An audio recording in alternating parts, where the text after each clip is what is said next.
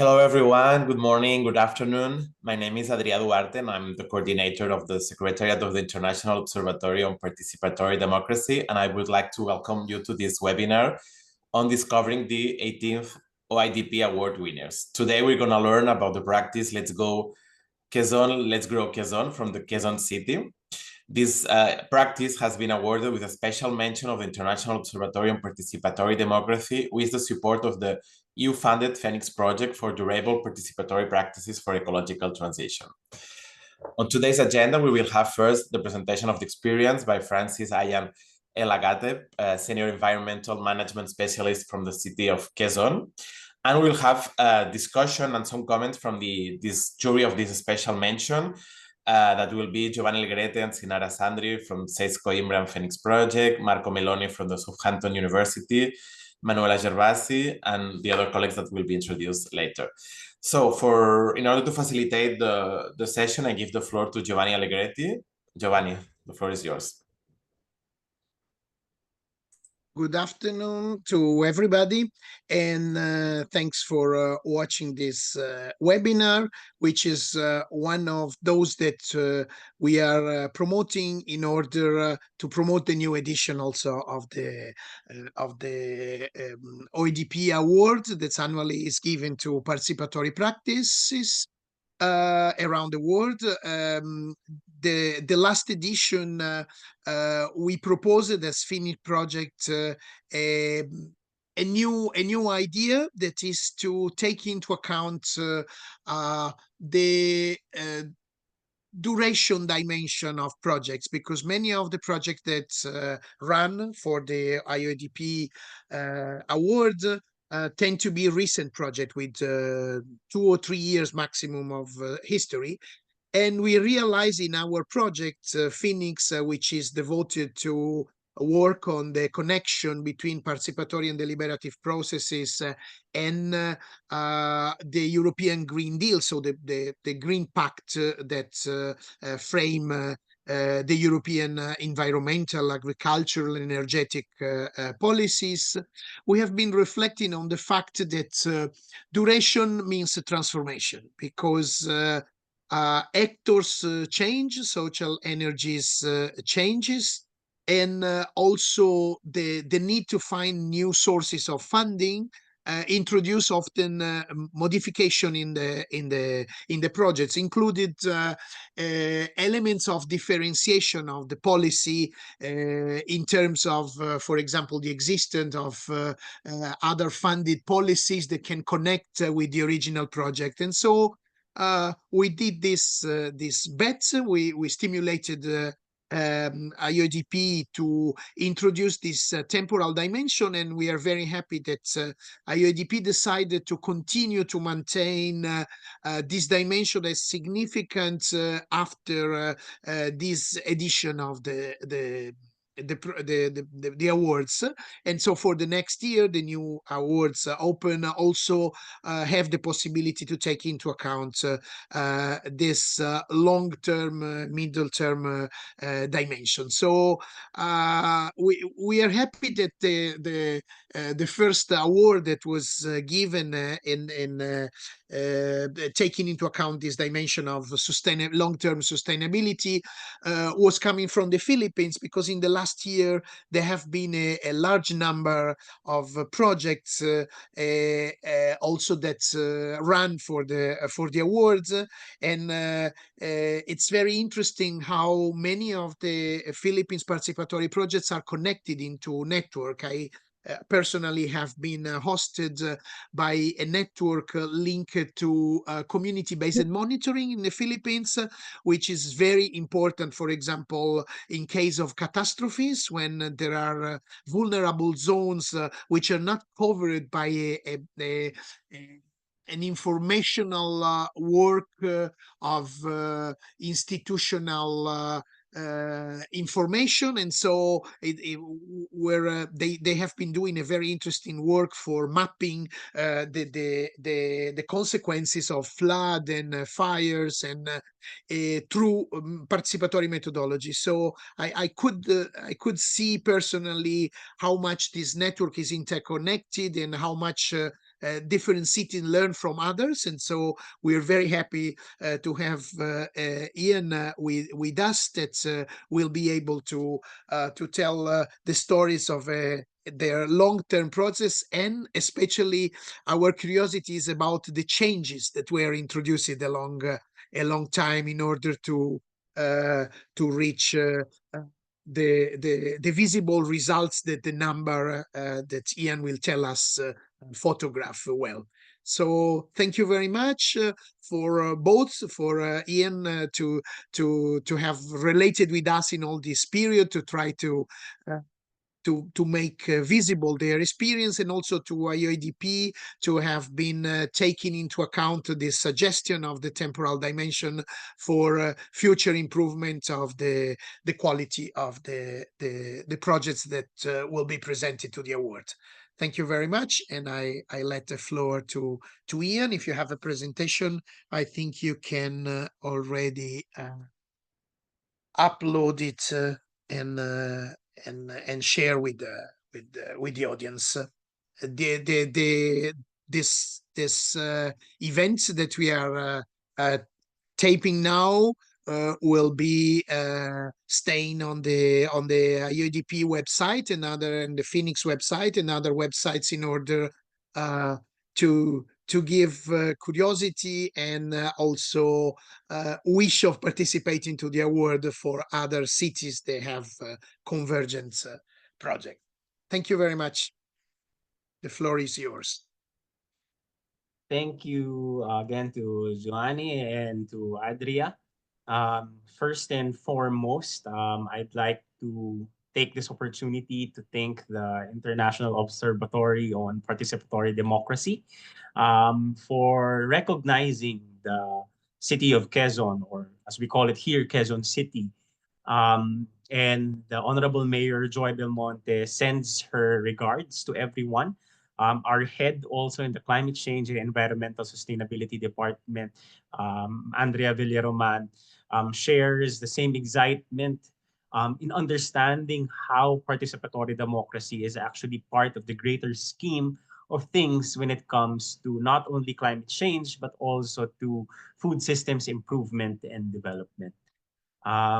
So allow me to take a few slides first in sharing with you a broader aspect of what our work is within the city, especially inside the department that I am part of, that is the Climate Change and Environmental Sustainability Department. So the entire presentation is actually entitled Sustainable Food Systems Through a Circular Economy. And later you will see how Grow QC puts together this in a fuller picture. A quick snapshot of Quezon City for everyone to have a better appreciation of what it's like to be there. It actually accounts for almost 25% of the whole of the metropolitan Manila area. There are 17 cities and 1 municipality within the whole of Metro Manila, and Quezon City is the largest city among all of them. As you can see here, we have around 3.1 million in population, 8 city-owned public markets with over 32 private markets. We have 6 legislative districts and 142 barangays, or these are the smaller villages or communities as we call them. The entire land area of Quezon City is 171.1 square kilometers, and we have around 26.5 billion Philippine peso in revenue in the last year. And this gives us a picture of what Quezon City is, and we're considered as the green lung of the metro, because if you look at the map, we're the only city left in Metro Manila which have large swatches of green space. One important aspect in doing the work that we do here in Quezon City is understanding what it actually means to be a sustainable city.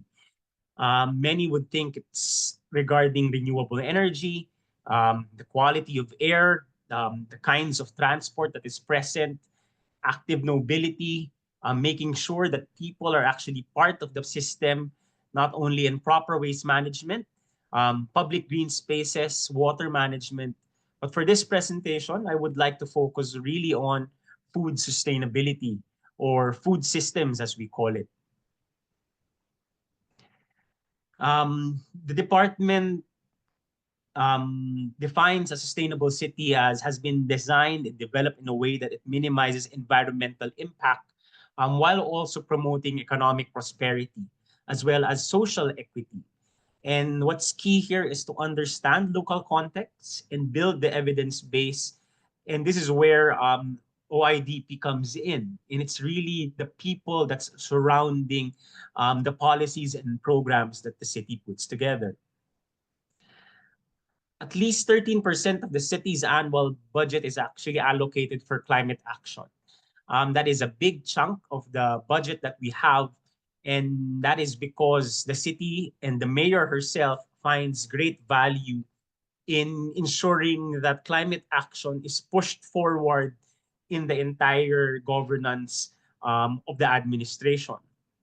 At the end of 2019, the city declared a climate emergency. And this meant really pushing forward efforts, not just on climate, but everything that leads to this. We understand that there are specific risks that the city has imposed on. This includes heat, drought, cyclones, and floods. The past month alone in November, the country experienced 6 typhoons, 2 of them reaching almost category 5 in the scale. And these have battered the cities and regions in northern Luzon terribly. And even us in Metro Manila feel the effects of this because of fluctuating prices when it comes to food, because most of our products in agriculture come from the northern regions of the country. One important plan that the city has put together is what we call the Enhanced Local Climate Change Action Plan. And it is in this plan where we have 7 key pillars that allow us to focus on different aspects of climate action. And the first one is actually food security. And that is why the Grow QC program is key in understanding how food systems actually become part of a bigger effort and movement that allows us to have people on the ground to be engaged in inclusive climate action. These are our strategic goals for the next 3 years under the department.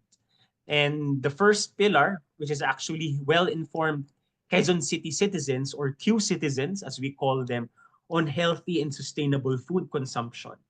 But aside from that goal, we have 6 other goals that would represent the 7 pillars that I mentioned earlier. And this would revolve around energy, waste management, solar energy as well, water quality and water efficiency, and even public transport. So all of these form part of what it means to have a sustainable city, like I mentioned at the start. As you can see here, in the first pillar, we have the promotion of urban farming and localized food production. Under that, there's a specific goal on urban farming and food production. But as the Grow QC program grew, we can see here that this has also evolved in the following slides that I will share later rather. So the Grow QC Food Security Initiative, or the Let's Go QC, Let's Grow QC, was established through Executive Order 32 series of 2020, wherein the Quezon City Food Security Task Force was created and immediately put into action the Grow QC Kasama Ka sa Pagkain, Kabuhayan at Kalusugan Food Security Initiative. That is in Filipino, which is in English is you're part of the solution for food, livelihood, and health. It was a critical response to the COVID-19 pandemic, ongoing geopolitical tensions around the world, as well as the increasing food prices brought about all of these external internal shocks within the country. And as you have seen in the program that we submitted, since 2020, the program has really grown into different aspects. It has primary goals that are linked to the Sustainable Development Goals. These include zero hunger, decent work and economic growth, good health and well-being, and secondary goals being sustainable communities, of course, climate action, and these won't all be possible without partnerships from all sectors and stakeholders. Now, before we go on to the nitty-gritty of the program, the mayor has been very clear with us in understanding how interventions are done within the city. And that is why understanding the nutrition situation was the first step in actually looking at how Grow QC would be implemented. That meant looking at the data of the City Health Department in terms of their Operation Tingbang Plus, or the annual weighing and height measurement of preschool children from 0 to 59 months. These are actually regular anthropometric measurements that we actually do within the city. As you can see here, the city is divided into the 142 different barangays. The heat map actually shows where there are greater numbers of stunted and wasted children, including severely stunted and severely wasted children, whereas the other areas, or the more improved areas in the city, have less of them.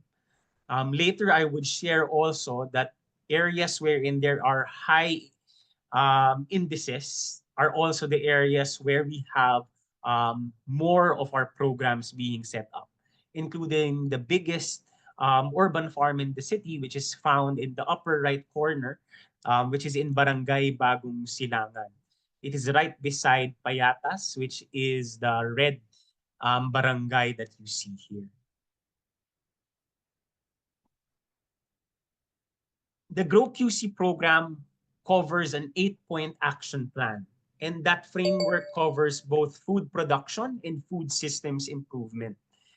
Urban agriculture alone cannot cover the needs of the city, because we get our food from an urban peri-urban system, wherein you have food coming from the north of the Luzon Island, and this is in central Luzon and northern Luzon, and food enters into the city, into our markets, and eventually to our smaller markets.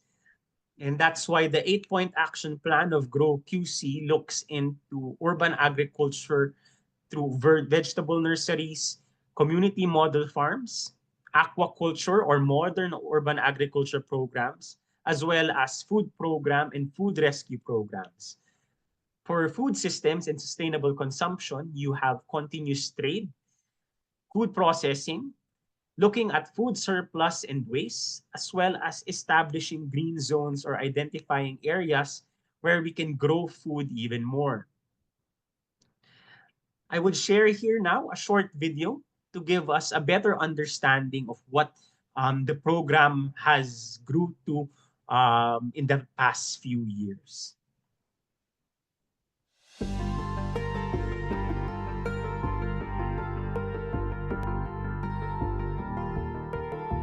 Wala kaming inaasahan na kinsina, katapusan na sahod. Ikaw lang nagpupush sa pamilya. Yung 3,000 na yun, iniisip namin paano pagkakasyahin.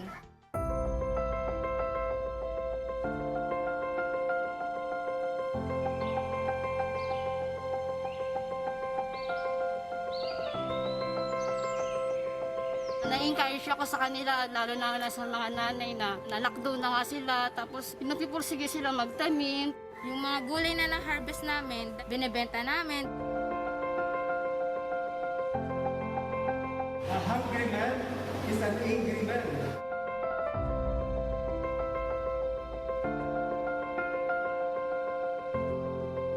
Sa pag-ani ng mga itinanim, ay madala natin ito sa mga community kindness stations sa mga parokya. Ang Grow QCO kasi, hindi lang siya urban farming. Kailangan tingnan din natin yung pagdaloy ng pagkain or food systems or food flow. Ito pong dalawang to ang susi para maatim natin ang kawalan ng gutom. SDG 2, Zero Hunger.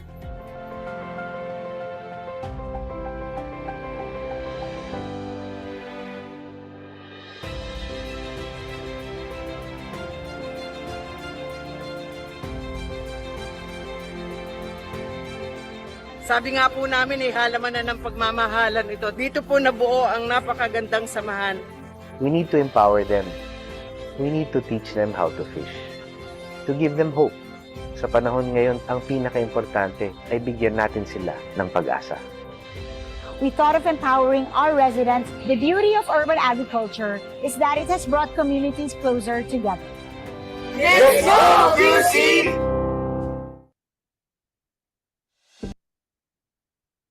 That video was put together to the course of the past 3 years.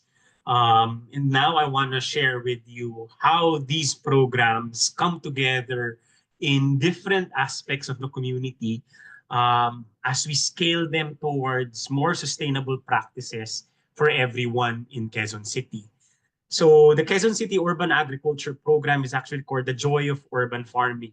The mayor put together the program when she was still vice mayor back in 2010, and now it has grown to a program that has gone leaps and bounds. With over 1,300 urban gardens and farms within the city. During the 6th State of the City address, it was mentioned 1,372 urban farms, 25,650 urban farmers, and over 44,000 kilos of fruits and vegetables have been harvested within the city. This does not count smaller groups or smaller farms that may not have seen or have missed. But what's important is through the leadership also of Ma'am Tina Perez, the head of the Joy of Urban Farming Program, we have 10 demonstration gardens and farms that allows us to look at different technologies in urban agriculture. And this is what it actually means to have a community-based approach on food security. This program, the Good Food Fiesta, was initiated by our department in partnership with the Joy of Urban Farming Program in actually making students and children understand the importance of the whole food security initiative. Last week alone, we engaged 2,500 students to experience the different urban gardens and farm in Quezon City. Mind you, the photo below is actually still in the metropolis. This is part of the upper portion of Quezon City in Barangay Bagong Silangan. The only downside with this area, and this is where inclusive climate action comes in, it is a flood-prone area because it is also near a water easement in the Marikina River. If you look at our geography, the city is near a valley also, which is called the city of Marikina. And that's why we have partners such as the International Institute of Rural Reconstruction, as well as a partnership with CGIAR through the Resilient Cities Initiative, wherein we are looking at cultivating climate-resilient indigenous crops. Because indigenous crops or vegetables and different crops in the city that have been long forgotten, but can actually grow better within the city. And these are what they call indigenous crops, are more climate resilient. It has shown that they are more drought tolerant and flood tolerant as well. And with the help of these two organizations, we were training our urban gardeners and farmers to look into this. And we have constantly localized national programs that were also inspired through the efforts of Quezon City.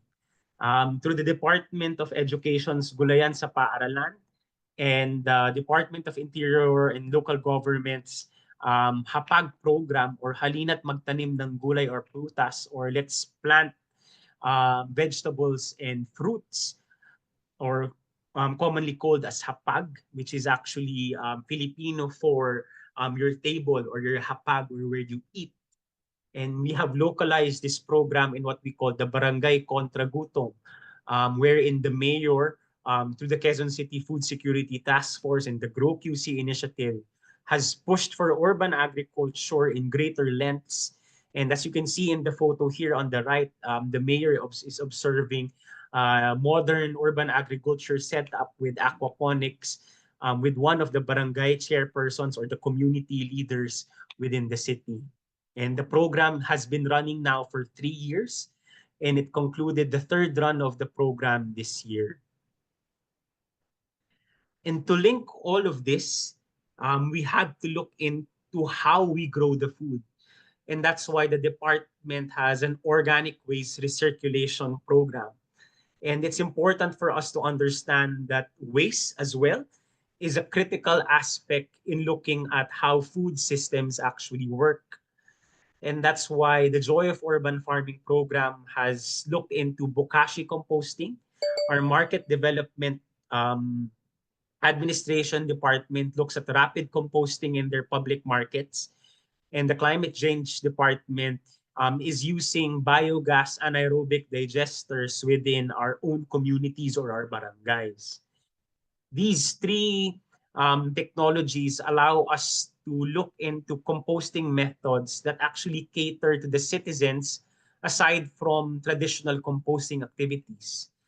This allows us to bring food waste management closer to people and something that they understand themselves.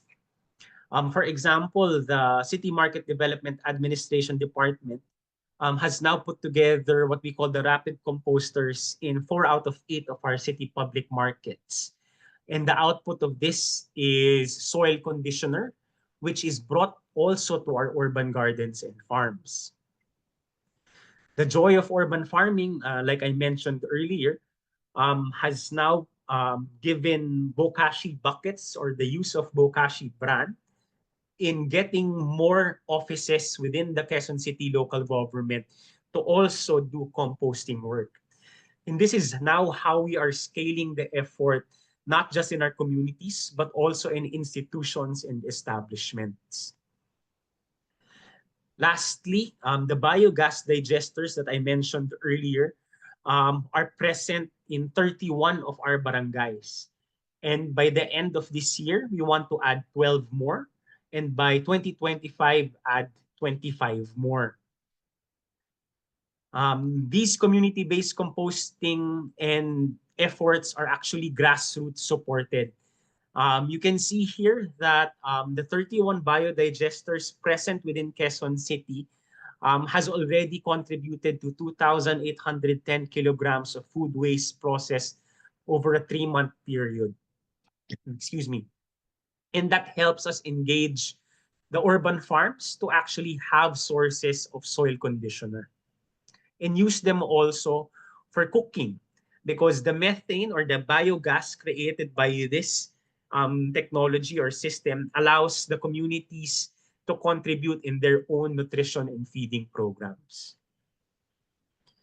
As you can see here, earlier I mentioned why it's actually called the circular economy, because we're trying to identify where our public markets are, where our urban gardens are, and eventually where the communities within Quezon City are placed. And that allows us to link the system more effectively closer to our people. Sources of biodegradable waste come from different aspects, or different sources rather. These come from our barangays, private institutions or slaughterhouses where we get the cow manure, because this helps in the biogas digesters. And then you have your beneficiaries. And the same process goes. You have your urban agriculture program and you have your food system. It's part and parcel of the whole aspect of our program. And this is how we are growing it now and scaling it also in the next 3 years. These biodigesters are going to be present in our barangays, And our goal is to eventually to cover 142 barangays of the city.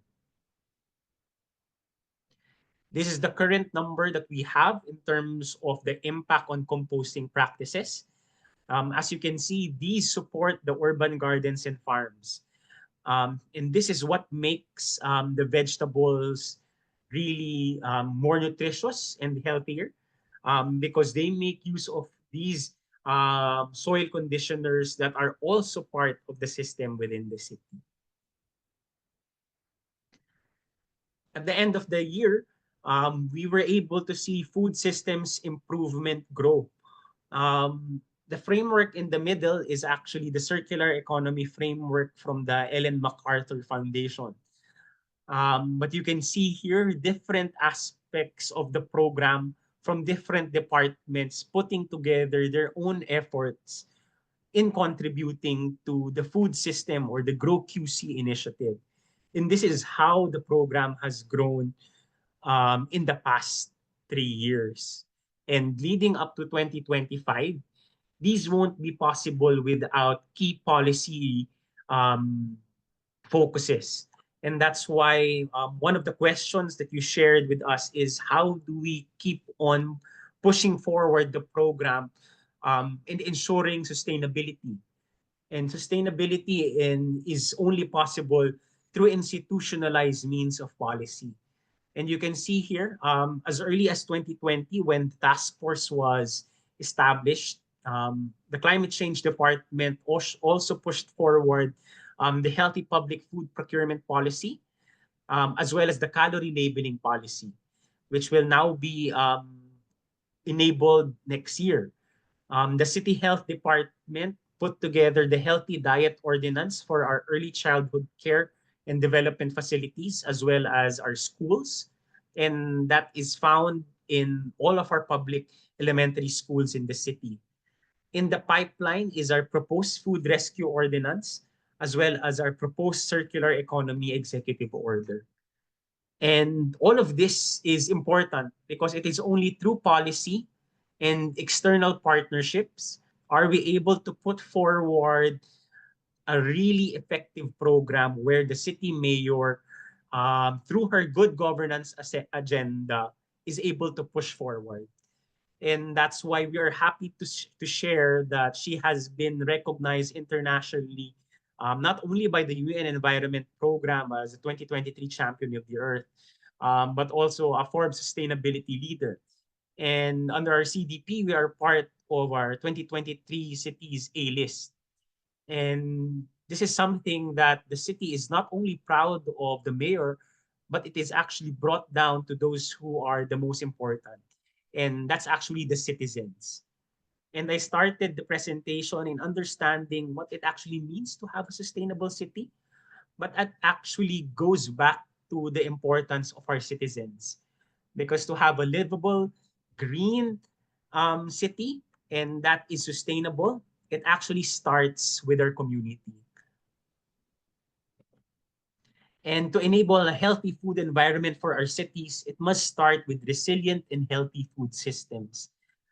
And with that, it actually means going back to the people and understanding that they are part of the process as a whole.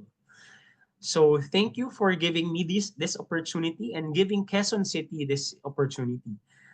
In behalf of the Honorable Mayor Joy Belmonte, thank you very much, and good evening and good morning where you're coming from. Thank you again, Joanny and Adria.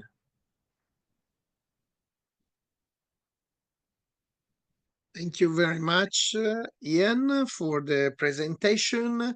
And for sure, you dealt with a large framework which is needed to understand how the convergence between circular economy and food systems happens.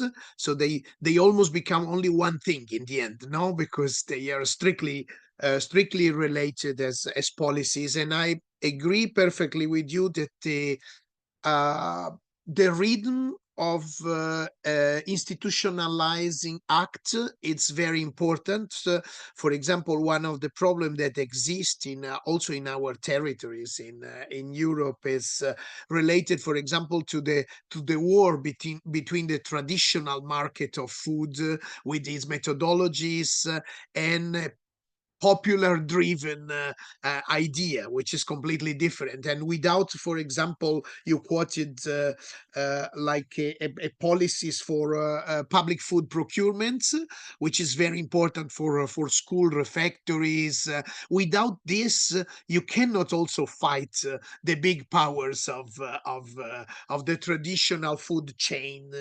And that's why the balance between what you do on fields and what is institutionalized, and meanwhile it's very important. There is another component that I think was very important in your presentation, and it's about in the video, one of the persons said we have to teach them to fish, you know. So instead of just giving help, we are giving help for them to grow alone. And there is all this part about techniques, you know. So I think one of the important things that we discovered while we were evaluating your practice in comparison to other is the fact that because of your program, a local university developed their own program for supporting you. So this mutual growth between the production of information and knowledge and what is done on field. So in this perspective and looking to the future, you showed us something related to how the process will you imagine will grow in the next year. But I was wondering if you focus on the different tools you use it for involving people, and we know that one of the important elements I'm curious about, it's how did you mix the volunteering part, so people who maybe it's in the middle high classes and involved in some role in the program, while other were also beneficiaries of a policy of just retribution of work. No, so this mix between the volunteering aspect, the bottom down aspect, and the top down process that is benefiting specific vulnerable groups is done. My question is, if you look from the perspective of how did you involve people in future perspective, my question is, it's clear that co-implementation is fundamental, and so people are fundamental in the on-ground implementation of the process.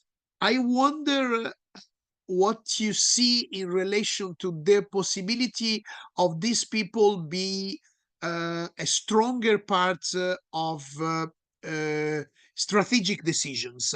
For example, in 2019, you declare a climate emergency.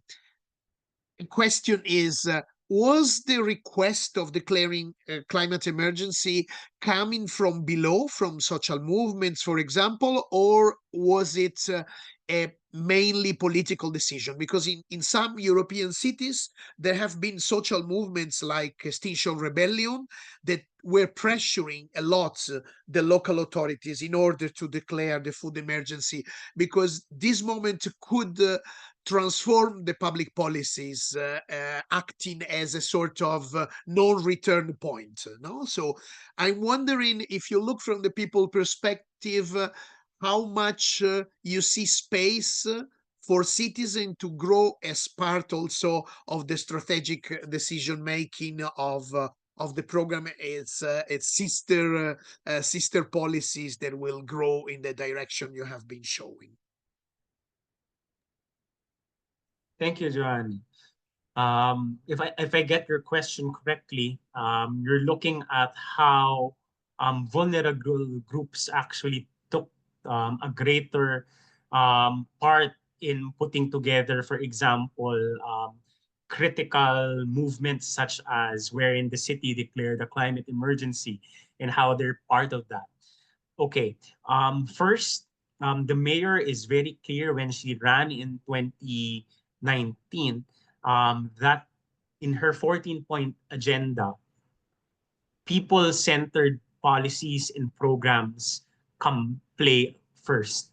And that's why when that policy was put together, she understood that there were growing concerns within not only the city, but also the country on how more typhoons and more effects of extreme heat will be coming in the next few years.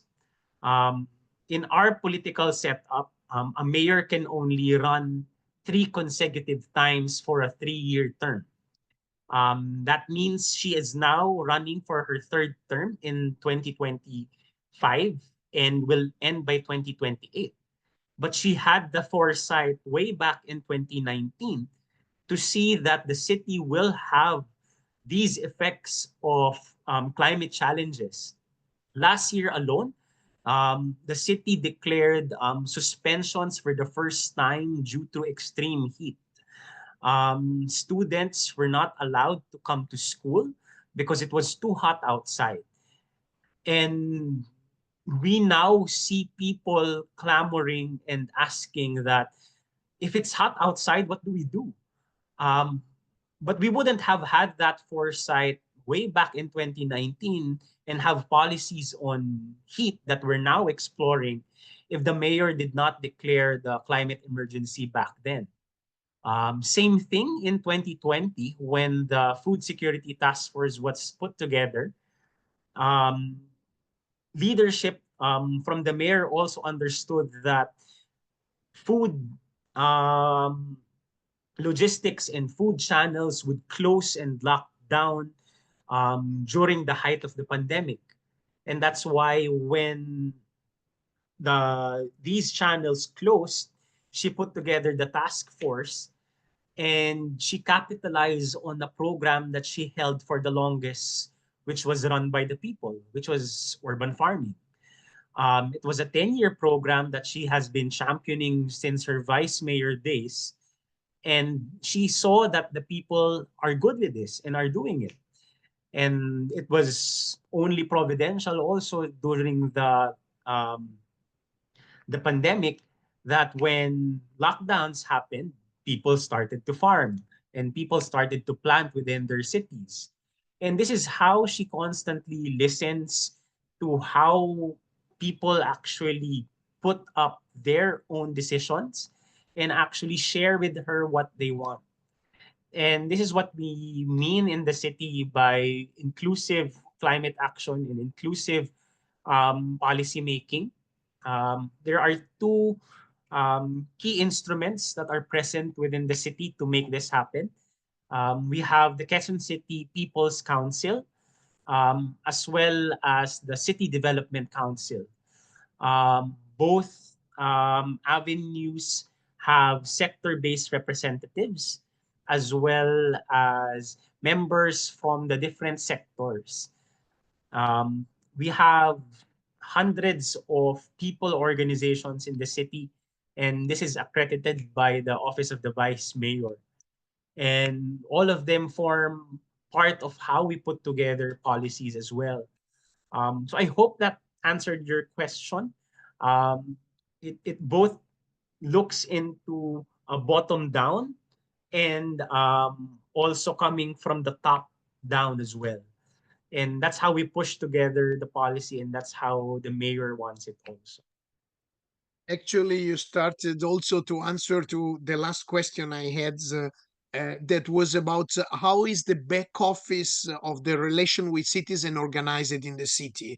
And you said, I mean, there is an important control space in the head office of the mayor, which means that participation is a strategic thing if it's located in the office of the mayor. But I wonder if the different departments, especially the environmental ones, the educational ones, have they got teams specifically in charge of dynamizing participation? So do you have like a transversal cross-cutting vision on that? I understand. There would be departments who would be closer on the ground. And these are those who have programs that actually work with the different communities. And they have better organizing capabilities. And that's where also the office of the mayor closely follows as well. It is backed up by city programs that come in a more advocacy centric. And that's where our departments also come in, because the climate agenda or the climate vision fills that agenda, but it has to be understood on the ground. And you translate that with departments such as the Public Employment Service Office, which works on jobs, and also the Social Services Development Department, which works on livelihoods. And there is another department which we call the Small Business Cooperative Development Promotions Office, which offers enterprise grants worth 20,000 pesos. That is approximately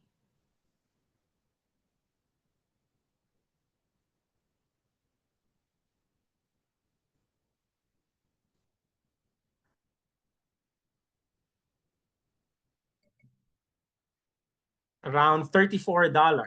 No, sorry, not 34. $3,400 rather. That 20,000 peso grant is allowed for small to medium and MSMEs who want to start up their business. And it's called the Pangkabuhayan QC program. I wasn't able to mention it here. It's a separate program altogether that's focused on livelihoods and small businesses. But these are same communities that we actually also cater to. And if you look at our Quezon City website, it's actually a very linked program wherein we make sure that the screening process for these people also ensure that they don't, for example, get the grant twice because they can't. Once you are actually part of the grant system, you are now required to report if your business actually grew. But these have challenges as well, because we want to understand that there are those who apply for the grant, but may not necessarily be enterprising. They just want the immediate money. And the critical challenge there is, how do you filter out groups who are actually really enterprising and who want to get out of that current status of poverty, and those who just want regular dole-outs, or ayuda as we call it. And I am now digressing to a different aspect altogether of the food security initiative, but I cannot differentiate it as much, because the same effort is there. You engage these people towards programs that are part of government, that actually make them part of it. But at the same time, we want them to understand that by being part of it, they also have to do their own work. And that's usually the challenge, because when now they're part of the system in understanding and also trying to be better individuals themselves, it takes hard work. Okay, thank you very much. I will open the floor to my colleagues to pose some question. If you want just to raise the hands and pose your question to Ian. Who want to break the ice? I'll be the first. Okay. Thanks, Ian. I'm curious. Well, there's some things that you talk about before, and I am curious about the relationship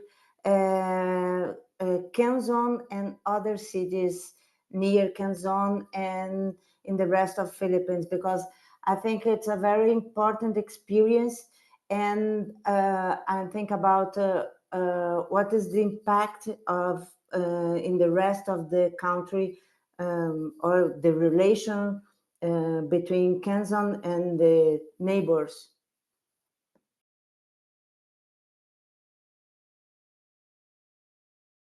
Thanks. Thank you, Sinara. Yes, very important question also, how the city's relationship with other cities as well, and other regions also within not just Metro Manila.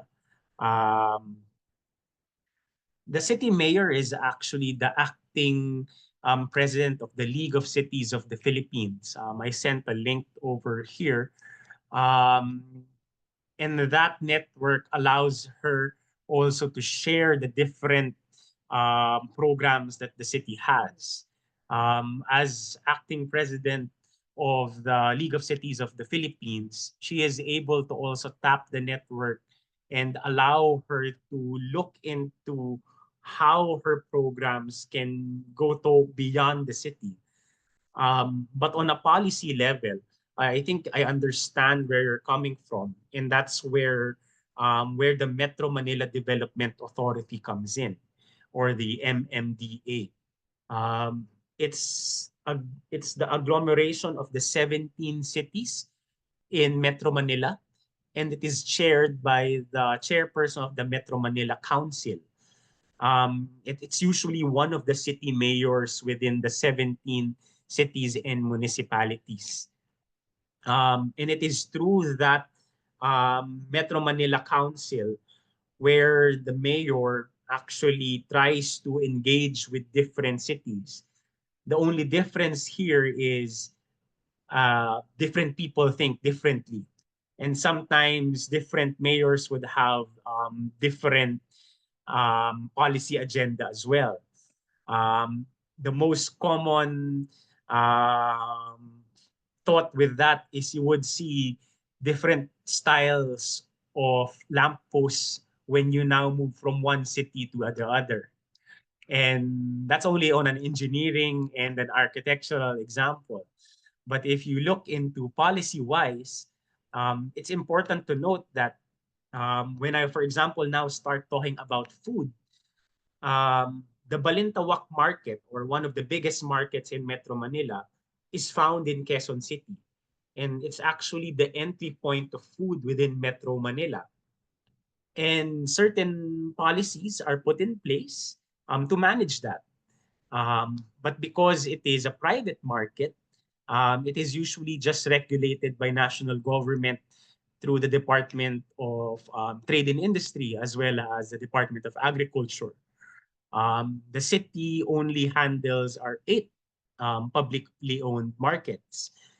But if we can, for example, have policies that are more strategic in engaging all different cities within Metro Manila, I think it would take a greater effort to do that, because Quezon City alone can't put forward policies, but it can most certainly share them. The policies and the ordinances are present for all other cities to replicate, but it is also the challenge of all these Metro Manila cities to eventually come together. And the biggest challenge will always be the political aspect of it, because at the end of the day, you might call these 17 cities also 17 kingdoms within their own political dynasties and aspects and whatnot. And that is a constant challenge that citizenry have to face. And that's where now engaged citizenship comes in, wherein you vote for leaders that you want and leaders that can constantly put forward an agenda that is beneficial for everyone.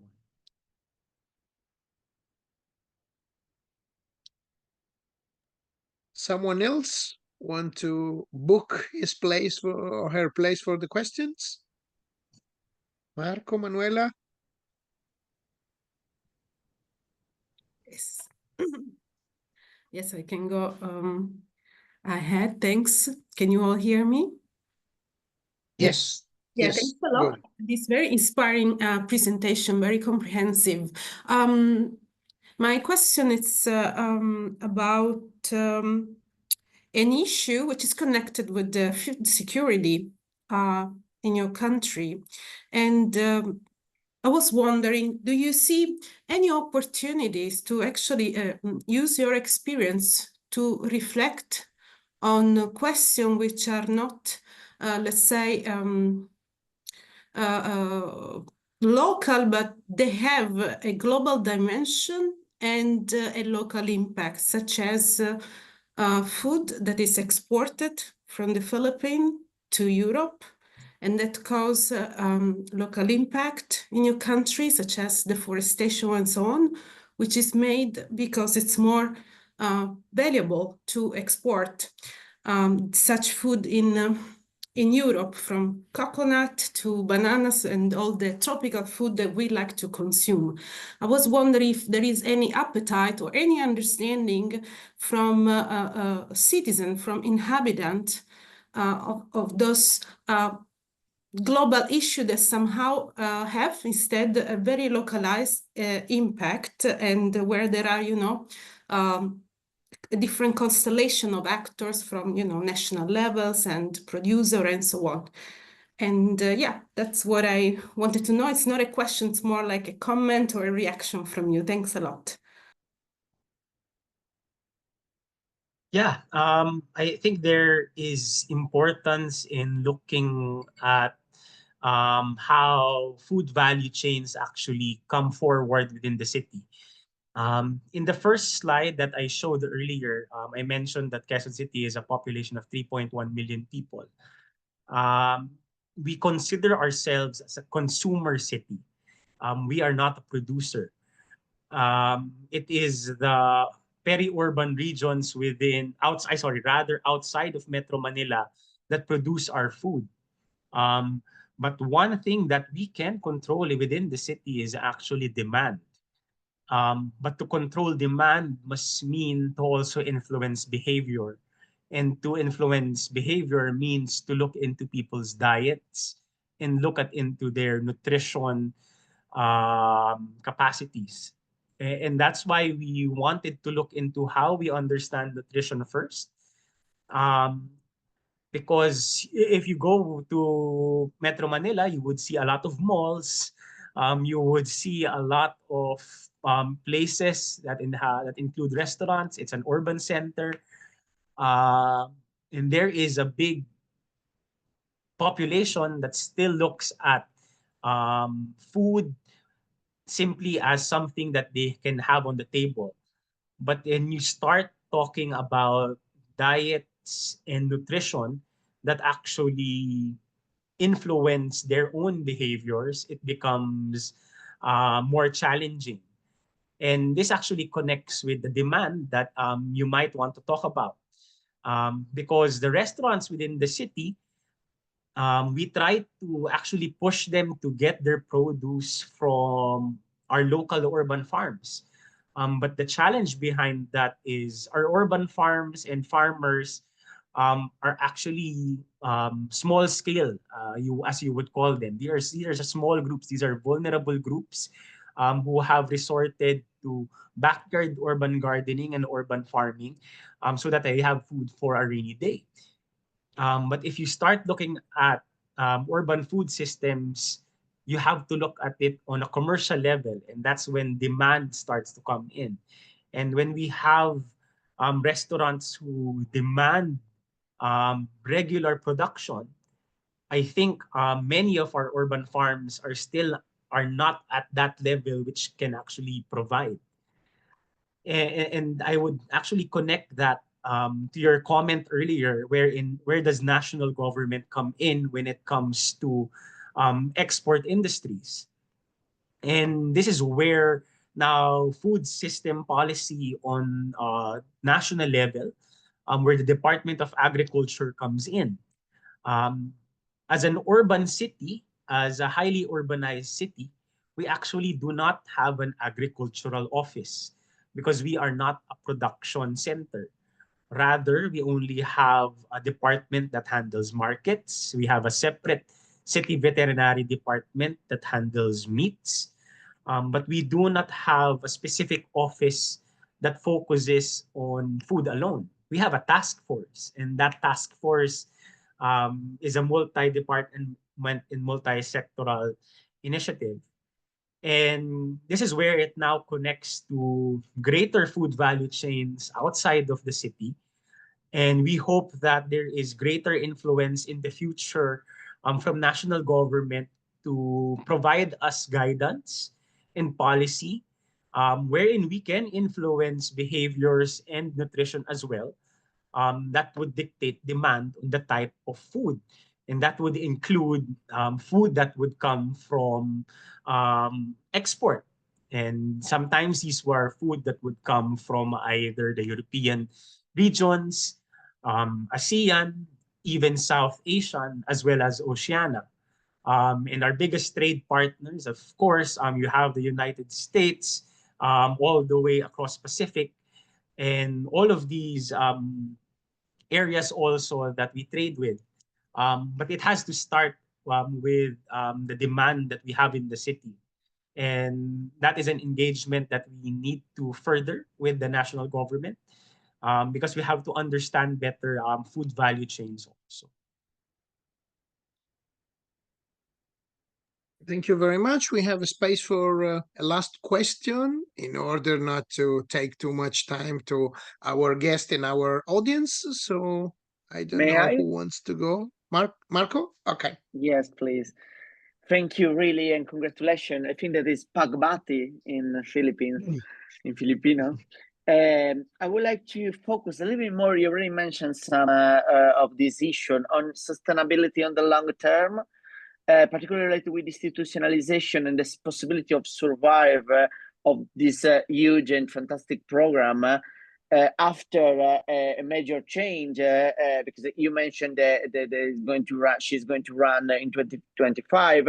So hopefully over 3 years, but after 2028, there is no possibility of maintenance of the governance, maybe the same color, the same coalition, but we don't know. So what are the actions that you are taking in order to guarantee the survival of the program? Actually, is a big challenge of every democratic innovation, every project that we have, is how to deal with time change of government, this type of stuff. And we really hope that you will be one of the cases that we are going to award also in the next, 10 years. But I really would like to know what the action that you are taking in order to achieve this goal. Thank you. Thank you, Marco. I perfectly agree that at the end of the day, the political practice and demonstration of engaged citizenship comes into how democracy works. And even at the end of 3 years, the mayor will eventually have to end her term. And that's where my last slide earlier comes in. She wants to put into place as much policy institutionalized within the city as much as possible, because it's the only way wherein you can actually have institutions have programs run. You can only have programs run with actual ordinances or laws, and laws provide appropriation, and appropriation provides actual investment and funding to allow the city to move. We're only very lucky that the current coalition is aligned with the vice mayor and the mayor.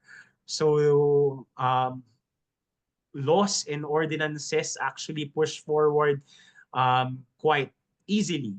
And that has how it has been for the past 6 years. The next 3 years, we are foreseeing the same as well. But it is actually now the crunch time, as we call it. We cannot no longer look into programs that are simply on studies and trying to look at baselines. We now have to look into programs that are embedding and actually being set closer to people with an understanding that in 3 years' time, these might be programs that may have a different light depending who her next successor will be. And at the end of the day, the democratic process will will only allow us so much legroom by influencing an agenda wherein everyone understands what it actually means. So we hope that the past 6 years has allowed the people also to change their mindsets, because at the end of the day, if they see valuable programs on food security and climate action being of greater value to them, then these are programs that they will look for in the next administration. And regardless of how leadership is pushed forward, if current trends on climate remain, then I think these are challenges that will be constantly faced by the city, and the people will constantly clamor on interventions and solutions for them.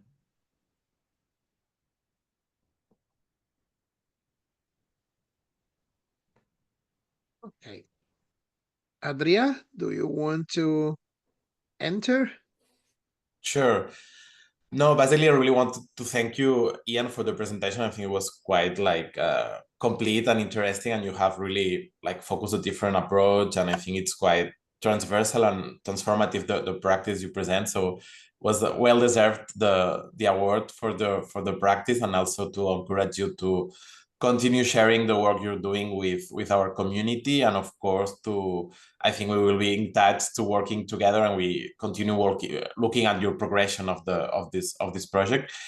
Yeah, I think it's been like more than an hour of this session. I don't know if anyone wants to make a final question. If not, I can. Okay, I'm going to.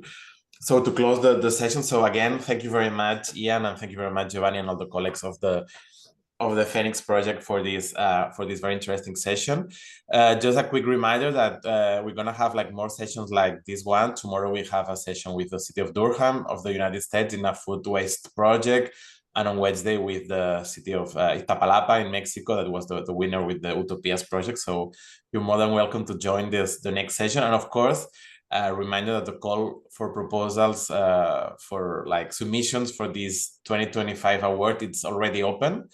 The call for submissions is until the end of January, so you still have time, like 2 months, to submit this best practice. And as it was said, this year we want to continue this special award on the durability of practice. So it's the opportunity to submit practices for these long practices that have been like keeping an evaluating from time. And yeah, thank you very much, and it has been a pleasure. Have a nice day. Thank you very much. Have a nice day. Thank you, everyone. Thank you. Bye-bye. Yeah. Have a nice conference.